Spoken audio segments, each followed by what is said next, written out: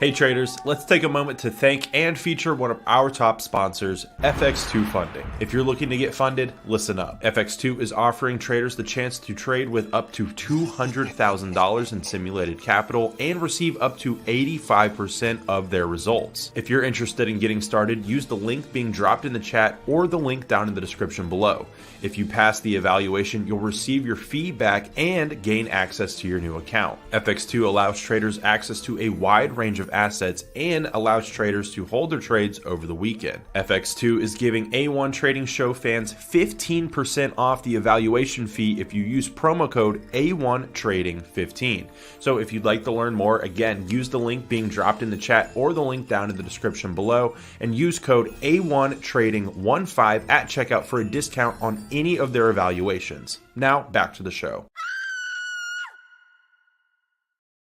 Good morning, guys. Welcome back to another live stream, taking a look at markets, and maybe not the most exciting thing for everyone else, but for me today and for my fellow Webull traders, we're on TradingView, and this is so exciting. You can see at the bottom of the screen, I officially was able to, now that they've integrated, I can trade with Webull on TradingView. And I am thrilled about it. I am so excited to be able to finally do this. I've been, trading on Webull for years and years and years, but doing all my charting on TradingView. And finally, I can now do both on the same spot. That is absolutely game changer for me. And for anybody else who uses Webull, you know how cool that actually is. You can do your charting, do your markups, and place trades here. So I can finally show you guys these trades that I'm in without having to flip screens. So I am currently long the NASDAQ, and I've talked about this for a while. I'm really unsure. I'm still confused about something.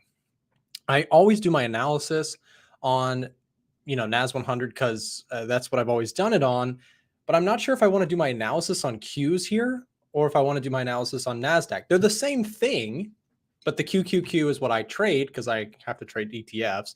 I can't trade CFDs. Regardless, let's go over kind of where we're at, and I'll show you guys my trade, which I am, again, I'm just ecstatic. I was so excited about this last night that I couldn't sleep. I was so excited to be able to just look at my trades directly on TradingView. You guys have no idea how long I've been waiting for this with Webull. So this was just a dream come true. Christmas came early for me. That's for sure. To be able to see the trades directly on TradingView is just so exciting. Anyways, we've got a lot to do. I missed the news. We fixed our internet here. Fingers crossed, knock on wood. We've been having some internet issues with the router that we currently are, or it's the modem that we have, has some tendencies to kind of like blow up, like overheat and then go down for like 10 minutes. And it's very, very annoying. So we got a new router. I was installing that. So I was a little bit late to the mix today. So without further ado there, I want to talk about retail sales numbers. Retail sales came out much hotter than expected. And this to me shows a strong consumer. I know, of course, the initial reaction to this is, oh, the Fed is going to have to raise rates. They're going to keep rates higher for longer. They got to crush this economy, yada, yada, yada. Yes, true. But retail sales being strong is not necessarily terrible for retail facing companies, right? So if you're thinking stocks for a second, the S&P 500, sure, it's trading a little bit lower off of possibly what fears could be around the Federal Reserve, but I don't think it really drastically changes my outlook. I'm still bullish indices, and in a few minutes, we're going to bring in my fellow bull. I think he's still bullish. We'll see. We'll ask Ivan just a few moments about that. But we're going to talk about, of course, the indices and whether or not they are, set to rally higher from here. Again, I have a NASDAQ position. I'm finally able to show it, and oh my gosh, I'm so excited to be able to do that. From a content creator standpoint, it is so much more convenient to try and just, show trades on another window, pull it up, reference it. It's just confusing. So anyways, NASDAQ still long. I've got my stop loss below lows. If price breaks underneath this low, that's going to be my trigger to get out of the NASDAQ. You might say, well, Nick, is this a lower high kind of concept? Is the NASDAQ set to fall apart from here? I mean, maybe, but we've had decent earnings so far. The banks yesterday were good. I haven't looked very closely at earnings this morning. That might be also why we're seeing a little bit of decline early session. We saw a spike, and then following retail sales numbers, again, which came out at 8:30. So that's kind of this candle here. We're seeing a little bit of give back, but we will see how this one wants to play out. Another market that's kind of interesting to talk about right now is, of course, gold, which stays strong, elevated on kind of global fears right now. Gold has been an area where I've had a lot of conversations with a lot of people, a lot of questions about gold right now. People are wondering, is it set to go higher? Is it set to break out? And while I think that there's right now a short-term catalyst that all of us are aware of, right? The crisis in Israel and Palestine, right? You have the conflict going on there, and anytime you get global geopolitical fears like that, it usually causes gold to spike, and when it's wartime, it also generally causes oil to spike. So we've seen oil catch a little bit of a bottom, breaking out here to the upside. I think that oil I'd be more bullish on personally than gold. The VIX is up here this morning. That's going to be usually a positive factor to gold as well. And if you're watching this again, I think for bulls, here's what I'm going to say. If you're a gold bull, you got to break through this level, right? What's the hold up here? If we're going to see bullish expansion for gold, we got to break out of key resistance at 1940. If you're a bear, watch this level, because if this level rejects, I think we may be headed lower. And you guys know where I'm at. I lean more on the bearish camp, but I have no shorts on gold. I'm not betting against gold right now. Price action looks too strong for me at this point, and I'm waiting for signs of rejection before potentially getting bearish. So, yeah. Anyways, guys, we're going to bring in Ivan. I want to chat with him a little bit about the indices and the dollar and everything that's going in. We'll do that in just a moment. But right after we quickly thank our sponsors over at 8cap, we'll be right back with them in just a second.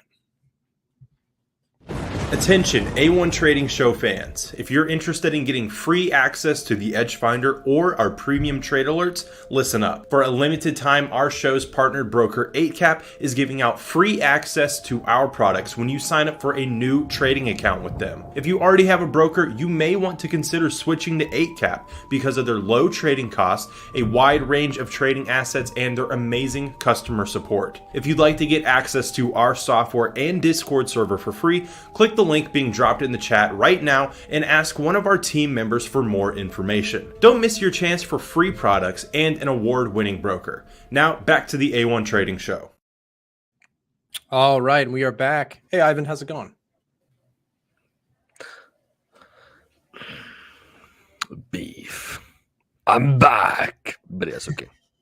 You're back. Yes, we missed you yesterday. There was a little miscommunication on stream timing yesterday. Ivan, today we just had retail sales numbers. Sorry, what?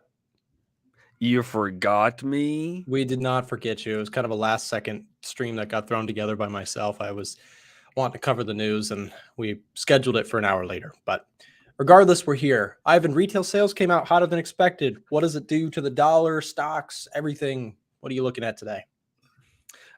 So just remember yourself that retail sales is an earlier indicator than CPI, but it doesn't include inflation. So yes, we are seeing dollar strength, but take with a grain of salt because it's just whole prices. It's just the dollar value of something. So yes, it is higher. Yes, we have CPI that is higher than expect, or it's higher than what we want it to be. And yes, that leads to dollar strength and maybe some ruffles in the stock market. Yeah. Yep. And I think, I mentioned this just before you were coming on, Ivan, the retail sales number being strong. How does that impact stocks specifically? If you're looking at indices, how do you take a strong retail sales number? Obviously, this is showing that the consumers out there spending money, they're purchasing products and services. Does that, in some ways, that's got to be bullish for stocks, right? So major of the component of retail sales is auto cars. So you also have to look at X cars or excluding cars, and excluding oil.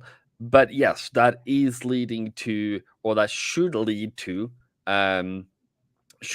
higher interest rates, which increases the financing costs. So necessarily a good thing for the market, though it's good that there is demand, but that's been for the last now 1-2 years now, that's been too much demand. So in a way that there's something called there's too much of the good, something in that direction.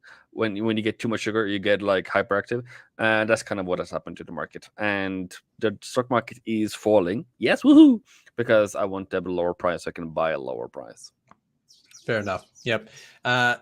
Okay, Ivan. So that, of course, is causing a reaction right now, a bullish pop on the dollar. But what's interesting is that it's not moving gold down. So you've got dollar strength coming in, which is in some ways pushing pressure on the S&P 500, but gold not so much. I mean, gold is still green on the daily candle here. I want to get your thoughts on gold. With everything going on, obviously there's a geopolitical mix in there that makes this especially tricky and a very tough time globally.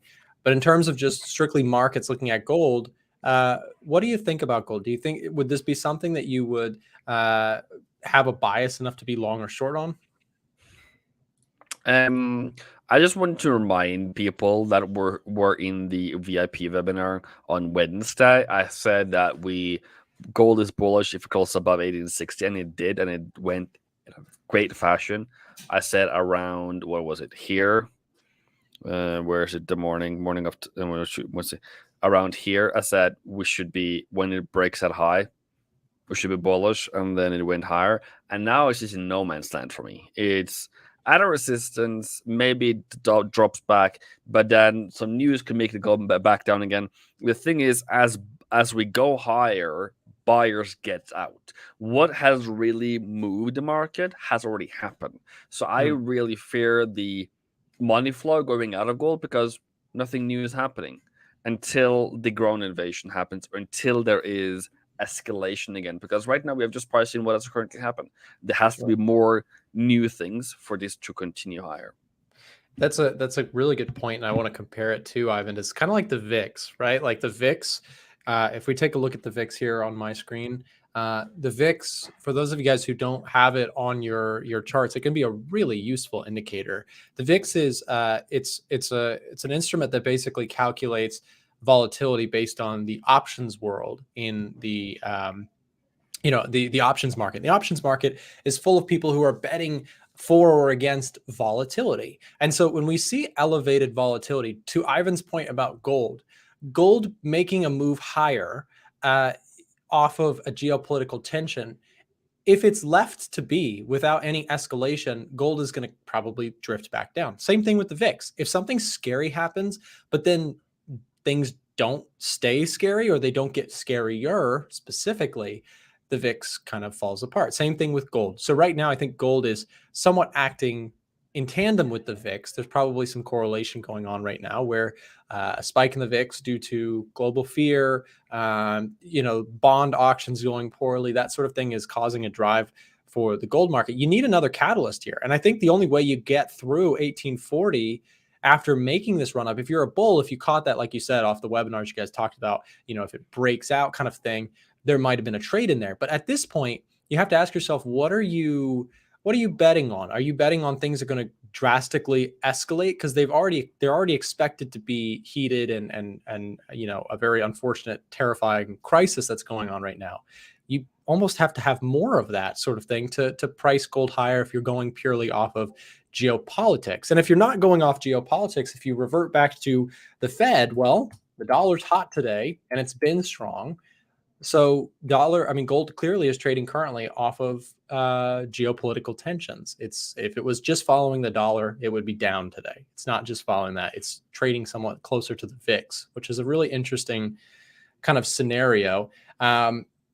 I guess, Ivan, that's like an impossible thing to predict, is what's going to happen next over there. Of course, we hope that de-escalation is what happens. That would be obviously the peaceful resolutions would be ideal, but who knows? And it's a really hard one to watch. Let's talk about the dollar, though, specifically for a second. We have a Fed meeting coming up next month. We have really still strong economic numbers. We had jobs that were hot, PPI and CPI all strong. Ivan, are you a dollar bull or are you dollar bear?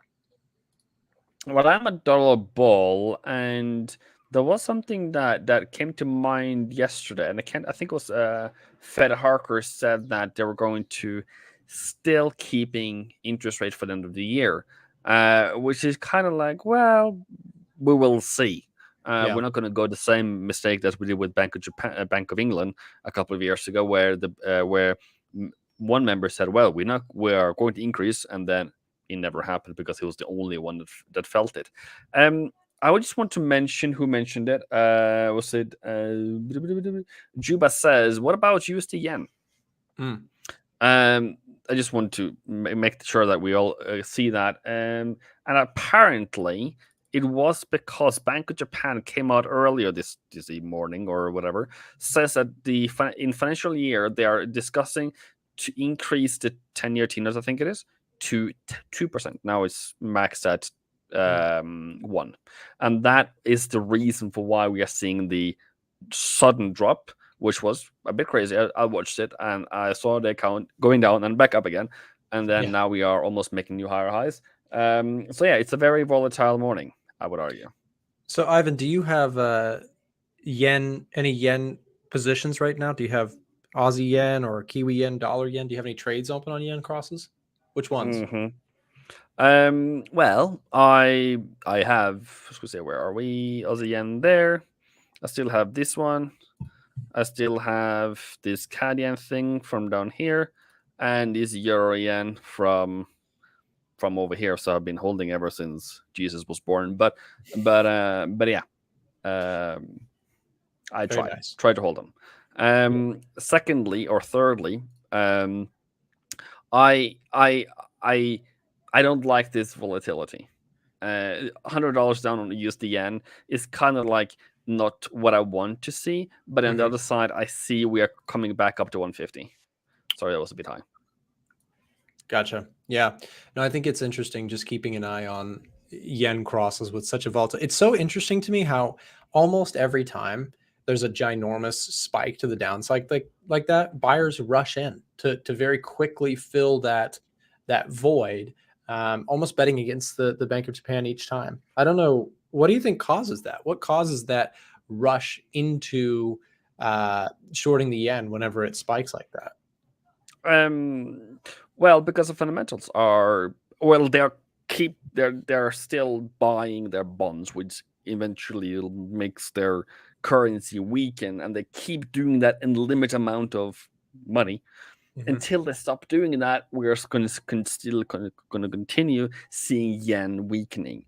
As much as they intervene, as much as they're going to increase their yield curve control, they're still buying bonds, which ultimately make their currency lower. So as this is just a buying opportunity, even though it happened in split seconds. Yep, that's fair. And also a good question in the audience. Somebody said, why so many correlated pairs? But I'm gonna offer my insight, and Ivan, you can possibly add to it as well. Maybe the idea is that instead of just taking yen against one specific thing, Ivan is kind of doing a little bit of a basket, right? Where he's trading several currencies against the yen, just in case, if he's only long Aussie yen and then Australia has something crazy happen. There's less diversification than if you take smaller bits on several different currencies. That's my guess. Ivan, am I right or am I wrong? Yeah, like I don't see the problem. I honestly don't. Because what does it come down to? What you guys are worried about risk, right? You guys are worried about what about if Bank Japan comes in and everything goes down? Then everything goes down. The thing is what I'm doing currently is seasonality on the yen. I can't trade euro dollar and think, oh, that's going to go higher because the yen is going to weaken, or fundamentally, it's because yen is fundamentally weak. Therefore, I can only trade yen pairs. Now, each country that I'm trading against has different CPI, has different developments. And also technically, there are different stages. If you saw New Zealand yen this morning, it dipped because it came. The CPI came out lower than expected. Well, can I buy New Zealand yen? No, I can't. But I can buy USD yen. Right. I will still make money. So I was just trying to find which of the yen pairs are still going higher. Is it a risk issue? Yes. Am I exposed? Yes. But I've been doing this for 10 years. Yeah, right. And there's at any point, there's any person commenting on a position that someone takes, you can always find the whole or something that could counter their position. There's never a 100% certainty in the markets where, you don't ever get any reward in the market without taking some kind of risk. And of course, I'm not saying you should just go all in on a position. I'm saying that there's always a reason to not take a trade, and to take a trade, you have to look at your system, evaluate the risk to reward, and see, is it worth it, right? Because this is a game of probabilities. It's a game of uncertainties, and weighing probabilities is all you can do. You can't know for certain what's going to happen. Just a little recap on what's kind of been moving since we've gotten on the air. Gold continues to stay strong, does not seem to want to break out here. For day traders, for people watching gold, I want to draw your attention to something. If you are a bull, I mentioned this, the next level, and Ivan added something nice to this. We talked about how if you're watching gold and you're looking for higher price movements, I'm not saying that it can't happen, but Ivan and I made the point that it's really important that you understand, in order for gold to take out the highs and make meaningful gains higher from here, unfortunately, the reality of the world right now is based on the way gold is trading. Escalation is what would probably cause that in terms of geopolitical tension, which of course none of us want. But in terms of purely what you're talking about, which would cause gold to spike higher, it would either be a rapid decline in the dollar due to possibly some economic figures, which we don't really have any major ones set to come out right now. Again, we had numbers this morning that were strong for the dollar. So regardless, you need some sort of escalation on the geopolitical frontier in order for this to move up, or dollar strength kind of, or de-escalation would probably cause a breakout the other way. So in terms of like fundamental analysis, or for fundamentalists in the room here, again, you need escalation for breakout higher, or you need de-escalation and bowing down to that dollar strength for gold to make a move lower. And either ways, again, those are both catalysts that you could potentially trade if you have a good risk reward. And as we just got done mentioning, if the probabilities, if the risk to reward profile makes sense to you. So yeah. Ivan, what else are you looking at? Are you looking at anything other than yen crosses and S&P right now? No, I'm a bit worried about Dexter. I think that's what it's called. The thing is it comes down to a couple of things. What is your risk profile? Yes, mine is against yen, and then you say Bank Japan can interfere. But what about Fed? They also interfere. They also have changed their opinion a couple of times. Mm-hmm. And Swiss National Bank just peaked their interest rate. Bank of Canada tried to peak at least in their interest rates. That's risk you're supposed to take into consideration every time you trade. It doesn't matter if you look at your dollar. It doesn't matter if you look at whatever pair. We are in the currency market where interference, manipulation, whatever you call it, is a daily dose of our trade. And if you're saying, well, I would say, what about your dollar? What about dollar pairs? Can I trade it? And I'll be like, I don't see any trades here. This is a range. This isn't high enough for me. I need minimally 106 or even high before I can start thinking about it, because it is so low that a change of trend is going to kill my trades. I see that as a higher risk to sell your dollar in the current market than to buy yen pairs. Sure. Yeah. And that's the thing. You can always, as we were saying, you can poke holes on any chart, long or short, at any time. Like at any point, a good trader understands that there's a good argument for either side. And that's why, new traders, novice traders, losing traders, unfortunately, they have too much conviction in their trades. They think there's no possible way that they could possibly be wrong. And that's what gets you in a lot of trouble. That's where position sizing is so key. So yeah. For the Culture FX, what's up, man? I follow you on Instagram. Good to see you in the chat. Thanks for being here. 10-year yields exploding higher. Yeah, let's take a look at the yields, see what's going on with that. By the way, guys, I say this often. Wow, look at the yields, Ivan. That's up 4.819% on the day. Crazy. And again, this is a contributor to dollar strength. We've talked about the yield curve, and also yield across the curve several times. But the 10-year up to 4.82%. What's scary about this is that this is a rapid acceleration to the upside in yields. And in some ways, by proxy, this is almost like another rate hike. And it's a little bit confusing at first to newer traders, but if you don't pay attention to the yield here, the 10-year, is what government bonds are offering on a 10-year offering. So if you give your money to the Treasury for 10 years, you're going to get 4.8% per year as a coupon during that period of time. As this goes higher, this is a threat in some ways to risk on assets because people can park their money in this instead of taking risk. And that can be a downward pressure for, of course, my own NASDAQ trade, Ivan, the S&P trade. But it's one variable to look at. In some ways, you could also make the case that this is doing some of the work for the Fed, and they might be less inclined to rate hike since the yields are kind of doing some of the work for them. So it's a little tricky. But what do you think is driving this higher here today, Ivan? Higher than expected higher than expected PPI, higher than expected retail sales, and still continuation higher on the CPI. All inflation measures are still high or looking higher than previously projected. And that's the thing. I think, Ivan, everybody looks at when they get into trading from a retail technical trader level. What most people do is they look purely at technical analysis and they look at trends in that nature. But what you and we try and do in these shows and these streams together is we try and look at fundamental trends as well. You just pointed out a really key one. The inflation trend, the interest rate trend is something that's been really strong. And if you've been paying attention to that, there's been plenty of kind of windows to take advantage of it. So yeah, very, very interesting to see. What do you got pulled up here? The FedWatch tool? It's the FedWatch tool that is, as you can see here, the current, which means no rate hike, both in November and in December, are the probability is now sinking down to 58%. It was yesterday 65, and one rate hike is now increasing from 32 to 38, while another one comes creeping in with 2 rate hikes by the end of the year is being priced in slightly. So yeah, Quebec says 50-50. Yeah, I think we're actually getting close to that. So the question is, what is going to lead to this? What is going to be the tipping of the weighing scale? Is going to be the next CPI coming out around 13th of November. It's going to be the tipping scale. And I think I want to add something too to that concept.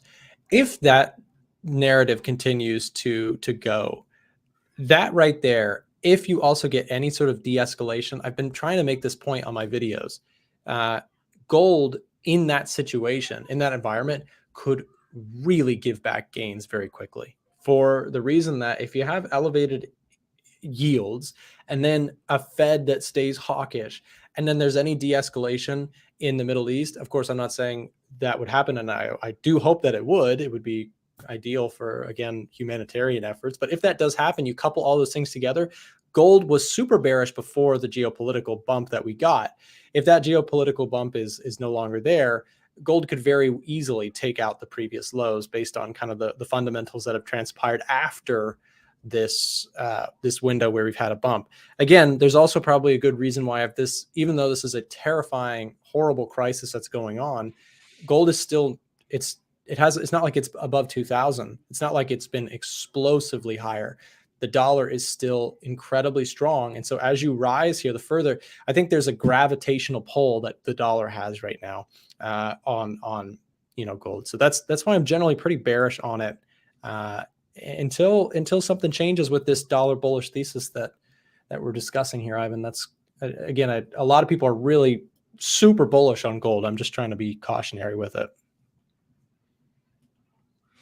Yeah, so the thing is in what environment do you want to trade in?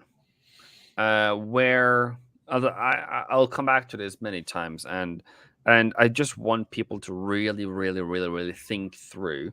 If you have one chance, of tossing the ball out of the drain and trying to hit a bucket between like a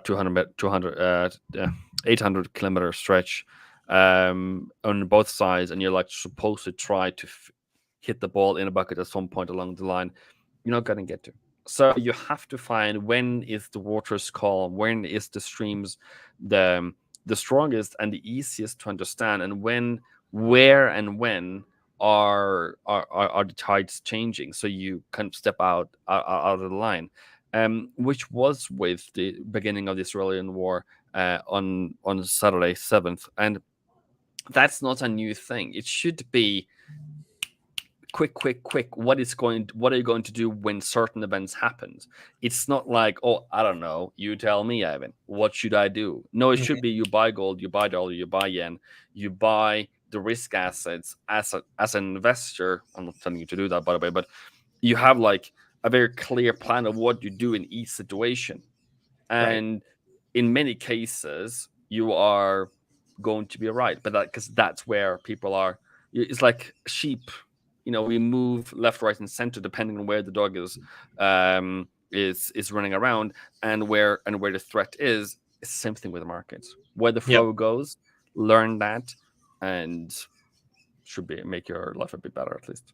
Yep, and being very reactive, exactly like you're saying. So, yeah, Ivan, I want to thank you for coming in, stopping by, and helping us out. I just want to say also, guys, I forgot to introduce Ivan in this way, but Ivan does our coaching webinars, as you heard him talk a little bit about earlier, inside of the Discord community. If you're not already inside of the Discord and you haven't had a chance to work with Ivan in the past, he does coaching calls one-on-one and group sessions within our Discord channel. You guys can also find him on YouTube. He has his own channel. We just dropped it in the chat here. Click that link.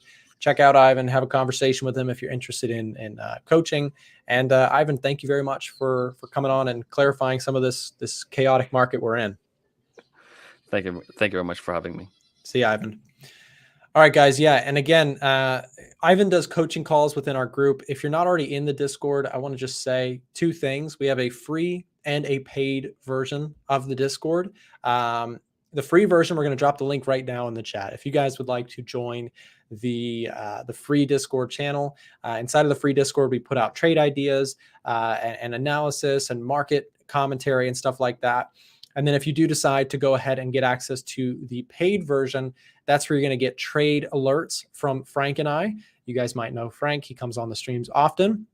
You can get trade alerts from us whenever we take positions, when we enter a trade, when we exit a trade, etc. And we also do coaching webinars with Ivan. So Ivan leads the coaching webinars for traders. If you're serious and you're not already in this Discord, it is worth the price. I am very, very confident. If you join and you're taking this stuff seriously and you're putting in the work with us, if that's you and you're like, okay, I could really use that sort of environment to help my trading, join us. I'm telling you, it is worth it. Here's how to do it. And I'm going to offer you something special while we're here on the stream. There's 315 of you guys. If anybody would like to join the Discord for a discounted streamer rate, here's how. We're going to drop a link to chat with us right now. If you click this link, this will take you to a live chat center where you can have a conversation with our staff. So if you want to join the Discord, if you want to join the coaching webinars, ask questions one-on-one with Ivan, if you want to see the trades being taken by Frank and I with full explanations and breakdowns, like if I'm long on a particular position, you're going to see the full breakdown, the chart, the explanations, the reasoning behind it. If you'd like to see those notifications pop up on your phone and see my trades, when they're taken, why they're taken, same with Frank, and again, convene with Ivan on a regular basis, highly recommend you chat with us right now. We'll hook you up with a special stream discount. Just message us. Again, when you click that link, it will take you to a support center. When you click it right here, just click chat now, put your name in and click VIP signals. Let them know you came from the stream and we'll hook you up with a special discount. I've got my staff in-house here that can help you with a membership. If you're serious about your trading and you're struggling out there to figure this stuff out, quit losing money in the markets, invest a small amount in education, come learn with us, come trade with us, join the group. Thanks, guys, very much. Have a wonderful rest of your day. Thank you for joining us on the stream, and we'll see you back tomorrow. Before you disappear, one lucky person who joins the free Discord will win an upgrade to the VIP Discord for the rest of your mortal life. The VIP Discord features Nick and Frank's trade updates and analysis, live webinars, chat rooms with traders from all around the world, along with so much more. Click the link being dropped in the chat to secure your spot in the free Discord, and maybe you'll be our upgrade winner. We're dying to meet you.